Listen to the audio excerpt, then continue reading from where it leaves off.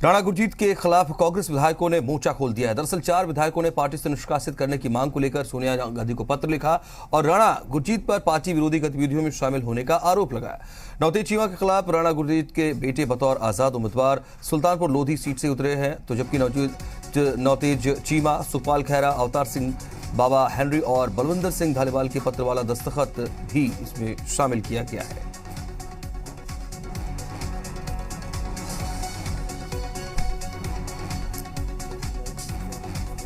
राणा गुरजीत के खिलाफ कांग्रेस विधायकों ने यह मोर्चा खोला है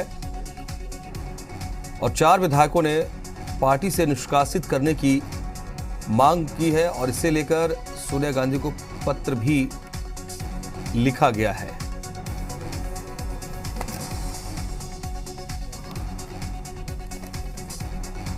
इस खबर पर और डिटेल देंगे, हमारे साथ जुड़ रही है हमारे जी पंजाब ब्यूरो चीफ नितिका महेश्वरी। नितिका के पास चलते हैं इस बड़ी खबर पर, चूंकि माहौल बिल्कुल चुनावी जो है सरगर्म होता चला जा रहा है, लगातार पारा बढ़ रहा है। नितिका, कैसे देखें इस ब्रेकिंग को, राणा गुरजीत के खिलाफ बिल्कुल खुलकर सामने आ जाना इन विधायकों का? बिल्कुल मनोज, राणा गुरजीत के खिलाफ ਤੁਹਾਨੂੰ याद होएगा सब तो पहला नवजोत सिंह सिद्धू ही बोलते हुए ਜਿਹੜੇ नजर ਆਉਂਦੇ ਸੀਗੇ। ਹਾਲਾਂਕਿ ਜਦੋਂ ਆਮ ਆਦਮੀ ਪਾਰਟੀ ਦੇ ਵਿੱਚ ਸੀਗੇ ਸੁਖਪਾਲ ਸਿੰਘ ਖਹਿਰਾ ਤੇ ਉਸ ਤੋਂ ਬਾਅਦ ਕਾਂਗਰਸ 'ਚ ਵੀ ਆ ਗਏ, ਉਹ ਵੀ ਲਗਾਤਾਰ ਰਾਣਾ ਗੁਰਜੀਤ ਦੇ ਖਿਲਾਫ ਬੋਲਦੇ ਹੋਏ ਨਜ਼ਰ ਆਏ ਸੀਗੇ ਤੇ ਰਾਣਾ ਗੁਰਜੀਤ ਵੱਲੋਂ ਸਿੱਧੀ ਚੁਣੌਤੀ ਜਿਹੜੀ ਹੈ ਉਹ ਦਿੱਤੀ ਗਈ ਸੀਗੀ ਨਵਜੋਤ ਸਿੰਘ ਸਿੱਧੂ ਨੂੰ ਕਿ ਮੇਰੀ ਟਿਕਟ ਕੱਟ ਕੇ ਦਿਖਾਓ ਤੇ ਰਾਣਾ ਗੁਰਜੀਤ ਨੂੰ ਟਿਕਟ ਵੀ ਦਿੱਤੀ ਗਈ। ਪਰ ਹੁਣ ਮਾਮਲਾ ਜਿਹੜਾ ਉਹ ਡਿਫਰੈਂਟ ਹੈ। 2 ਦਿਨ ਪਹਿਲਾਂ ਤੋਂ ਜਦੋਂ ਦੇ ਨਾਵਾਂ ਦਾ ਐਲਾਨ ਹੋਇਆ ਉਸ ਤੋਂ ਬਾਅਦ ਵੀਡੀਓਜ਼ ਆਣੀਆਂ ਸ਼ੁਰੂ ਹੋਈਆਂ ਤੇ ਰਾਣਾ ਗੁਰਜੀਤ ਦੇ ਬੇਟੇ ਜਿਹੜੇ ਨੇ ਉਹਨਾਂ ਵੱਲੋਂ ਇਹ ਕਿਹਾ ਗਿਆ ਕਿ ਸੁਲਤਾਨਪੁਰ ਲੋਧੀ ਤੋਂ ਨਵਤੇਜ ਚੀਮਾ ਨੂੰ ਨਹੀਂ ਉਤਾਰਨਾ ਚਾਹੀਦਾ ਸੀ ਤੇ ਉਹਨਾਂ ਦਾ ਵੱਲੋਂ ਕਿਹਾ ਗਿਆ ਕਿ ਮੈਂ ਇੰਡੀਪੈਂਡੈਂਟ ਜਿਹੜਾ ਹੈ ਉਹ ਸੁਲਤਾਨਪੁਰ ਲੋਧੀ ਤੋਂ ਲੜੂੰਗਾ। ਇਹ ਸਟੇਟਮੈਂਟ ਉਹਨਾਂ ਵੱਲੋਂ ਦਿੱਤੀ ਗਈ ਸੀ ਤੇ ਉਸ ਤੋਂ ਬਾਅਦ ਅਸੀਂ ਹਾਲਾਂਕਿ ਦੇਖ ਰਹੇ ਹਾਂ ਕਿ ਬਹੁਤ ਸਾਰੇ ਕਾਂਗਰਸ ਦੇ ਲੀਡਰਸ ਬਾਗੀ ਹੋ ਰਹੇ ਨੇ ਜਦੋਂ ਤੋਂ ਜਿਹੜੇ ਪਹਿਲੇ 86 ਨਾਵਾਂ ਦਾ ਐਲਾਨ ਹੋਇਆ ਹੈ। ਪਰ ਰਾਣਾ ਗੁਰਜੀਤ ਜਿਹੜੇ ਜਿਨ੍ਹਾਂ ਨੂੰ ਟਿਕਟ ਮਿਲ ਚੁੱਕੀ, ਜਿਹੜੇ ਪਹਿਲਾਂ ਕੈਬਨਿਟ ਮਿਨਿਸਟਰ ਰਹੇ, ਉਸ ਤੋਂ ਬਾਅਦ 2018 ਚ ਉਹਨਾਂ ਵੱਲੋਂ ਰਿਜ਼ਾਈਨ ਕੀਤਾ ਗਿਆ, ਦੁਬਾਰਾ ਤੋਂ ਉਹਨਾਂ ਨੂੰ ਇਹ ਪਦ ਜਿਹੜਾ ਹੈ ਉਹ ਦਿੱਤਾ ਗਿਆ। ਪਰ ਉਸ ਦੇ ਬਾਵਜੂਦ ਕਿਉਂਕਿ ਇਲੀਗਲ ਮਾਈਨਿੰਗ ਕੇਸ ਦੇ ਨਾਲ ਉਹਨਾਂ ਨੂੰ ਜੋੜਿਆ ਜਾਂਦਾ, ਇਲੀਗਲ ਮਾਈਨਿੰਗ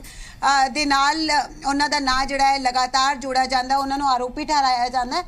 ਤੇ ਪਹਿਲਾਂ ਵੀ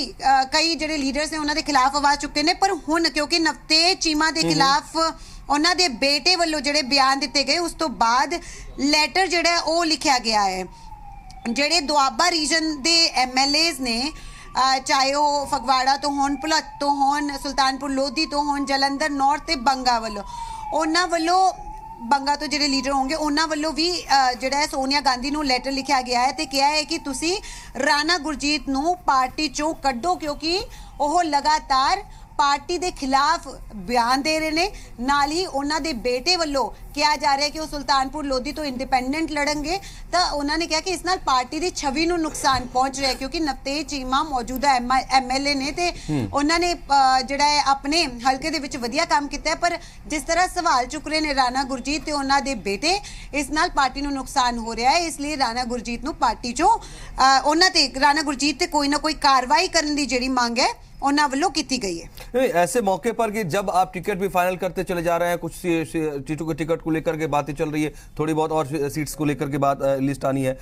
ऐसे स्थिति में इस तरीके से कांग्रेस का कलह खुलकर सामने आ जाना इस रूप में कि आप आपके जिसको लेकर के नवतेज जी को लेकर के सामने एक आपके उम्मीदवार का खड़ा हो जाना और आप अगर ये कहें कि हमें इस बात की जानकारी नहीं है, हम तो पार्टी के साथ ही हैं। सवाल ये भी है सोनिया गांधी तक अगर ये मसला जाता है तो किस तरीके का इंटरवेंशन हो सकती है, क्या उसमें हस्तक्षेप हो सकता है? बिल्कुल तो ये आरोप ਜਿਹੜੇ ਹੈ ਦੇਖੋ ਮਨੋਜ,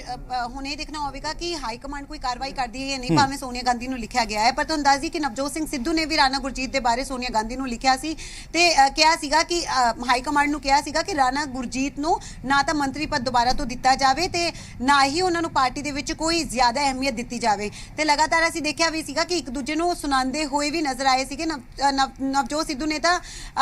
ਇੱਕ ਰੈਲੀ ਦੇ ਵਿੱਚ, ਸੁਲਤਾਨਪੁਰ ਲੋਧੀ ਦੀ ਸ਼ਾਇਦ ਰੈਲੀ ਸੀਗੀ, ਉਹਦੇ ਵਿੱਚ ਇਹ ਤਾਂ ਕਹਿ ਦਿੱਤਾ ਸੀਗਾ ਕਿ ਅਸੀਂ ਰਾਜੇ ਰਾਣੇ ਸਾਰੇ ਹਟਾਤੇ। ਫਿਲਹਾਲ ਇਹ ਜਿਹੜੇ ਆਰੋਪ ਹੈ 4 MLA ਲਗਾ ਰਹੇ ਨੇ। ਨਵਤੇਜ ਚੀਮਾ ਜਿਹੜੇ MLA ਨੇ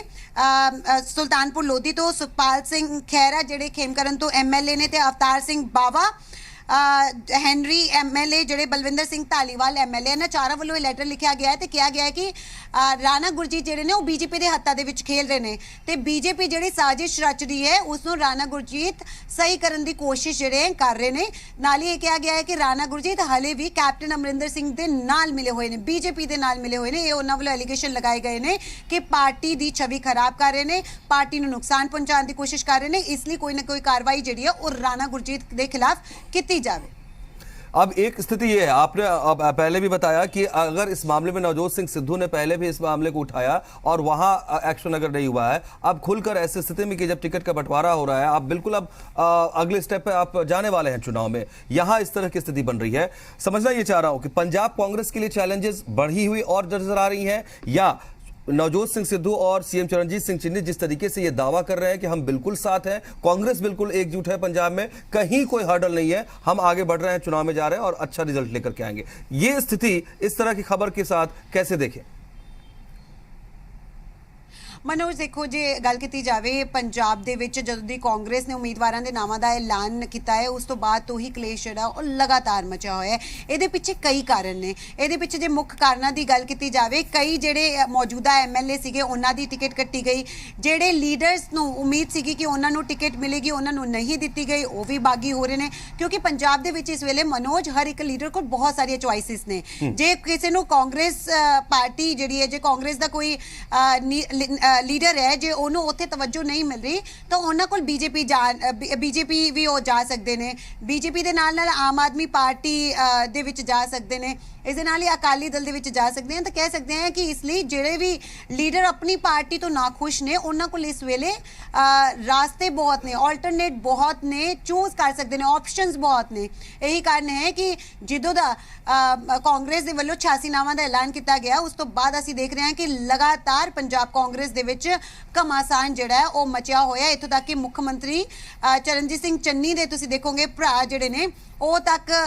पार्टी तो ना खुश होए तो उन्होंने वालों भी कहा गया कि मैं हुण इस पार्टी च नहीं रहूँगा, आज़ाद उम्मीदवार के तौर पर लड़ूंगा। इस तरह ही होर कई उम्मीदवारों ने भी ऐलान किया। हरजोत कमल एक वड्डा एग्जाम्पल ने, मौजूदा एमएलए ने बीजेपी दे विच जाके शामिल हो गए। इस दे नाल ही लाली मजीठिया तुसीं देखोगे थोड़े दिन पहले ही आम आदमी पार्टी दे विच शामिल हो गए सीगे। जोगिंदर मान दी जे गल की जाए वो आम आदमी पार्टी विच शामिल हो गए। तो कह सकते हैं कि बगावत जिहड़ी लगातार देखने को मिल रही है। पर जदों राणा गुरजीत नूं उन्हां दी टिकट दे दी गई, बाकी जिहड़े दूसरे एमएलए ने उन्हां दे नां ऐलान दिते गए, फिर आखिर क्यों राणा गुरजीत दे बेटे वालों यह गल कही गई कि नवतेज चीमा नूं गलत टिकट दी गई है, मैं हुण आज़ाद इत्थे लड़ूंगा। यही कारण है कि 4 एमएलए वालों सोनिया गांधी नूं लैटर लिखा गया है, कहा गया है कि राणा गुरजीत ते कोई ना कोई कार्रवाई जिहड़ी है और जरूर की जाए क्योंकि बीजेपी दे हत्थां विच खेल रहे ने राणा गुरजीत। ये उन्हां वल्लों एलीगेशन जिहड़े ने वो लगाए गए। नीतिका, अगर जो ये इस खबर के हिसाब से हम थोड़ा सा समीकरण देखें, अगर नवतेज चीमा के खिलाफ राणा गुरजीत के बेटे उतर रहे हैं आजाद उम्मीदवार के तौर पर, तो क्या इसका स्टेट लेवल पर कोई इम्पैक्ट अदर पार्टीज के लिए विपक्ष के तौर पर हम अगर नफा नुकसान के तौर पर देखें वैसे हम इसको देख सकते हैं या स्पेसिफिक सीट तक ये मुद्दा जो है, ये विवाद जो है सीमित रहेगा? मनोज जे पंजाब कांग्रेस की गल की जाए तो उस पार्टी च जिस तरह के इस वेले हालात ने उसनों लैके दूसरी सारी पार्टियां तंज कसदियां ने कि आखिर पंजाब कांग्रेस दे विच जिहड़े सीनियर लीडर्स ने उन्हां दी आपस दे विच नहीं बनदी। क्योंकि जदों गल आंदी है राणा गुरजीत दी तां कहंदे राणा गुरजीत दी नवजोत सिद्धू दे नाल नहीं बनदी, नवजोत सिद्धू की गल की जाए तो कहंदे ने कि उन्हां दी मुख्यमंत्री चन्नी दे नाल नहीं बनदी, चन्नी की जे गल की जाए तो यह बार बार कहा जा रहा है कि पंजाब कांग्रेस दे विच सब कुछ सही नहीं है। हाले तो तुसीं देखो कि 86 सीटां दा ही 86 उम्मीदवारां दे नामां दा ही ऐलान जिहड़ा है कीता है। हाले 12 दे करीब जिहड़े अजिहे एमएलएज ने जिहड़े फिलहाल कन्फ्यूज ने कि सानू साडी टिकट मिलेगी, सानू दोबारा तो टिकट मिलेगी या नहीं मिलेगी। क्योंकि देखा जाए तो देखोगे आशु बांगड़ जिहड़े आम आदमी पार्टी के उम्मीदवार सीगे, आम आदमी पार्टी छड्ड के कांग्रेस दे विच चले गए ਤੇ ਹੁਣ ਉਹ ਫਿਰੋਜ਼ਪੁਰ ਦਿਹਾਤੀ ਤੋਂ ਟਿਕਟ ਮੰਗ ਰਹੇ ਨੇ ਕਿਉਂਕਿ ਉਹਨਾਂ ਨੂੰ ਫਿਰੋਜ਼ਪੁਰ ਦਿਹਾਤੀ ਤੋਂ ਟਿਕਟ ਦਿੱਤੀ ਗਈ ਸੀ। ਪਰ ਉੱਥੇ ਪਹਿਲਾਂ ਤੋਂ ਹੀ ਕਾਂਗਰਸ ਦੀ ਮੌਜੂਦਾ ਜਿਹੜੀ ਐਮਐਲਏ ਸਤਕਾਰ ਕੌਰ ਉਹ ਵੀ ਟਿਕਟ ਮੰਗ ਰਹੀ ਹੈ। ਤਾਂ ਹਾਲੇ ਤਾਂ ਤੁਸੀਂ ਦੇਖੋਗੇ ਜਦੋਂ ਹੋਰ ਨਾਵਾਂ ਦਾ ਐਲਾਨ ਹੋਏਗਾ ਤਾਂ ਪੰਜਾਬ ਕਾਂਗਰਸ ਦੇ ਵਿੱਚ ਜਿਹੜਾ ਇਹ ਘਮਾਸਾਨ ਮਚਿਆ ਹੋਇਆ ਔਰ ਕਿੰਨਾ ਵੱਧਦਾ है। बहुत बहुत शुक्रिया आपका नीतिका महेश्वरी इस डिटेल के लिए, इस खबर पर तमाम अपडेट्स के लिए बहुत शुक्रिया आपका।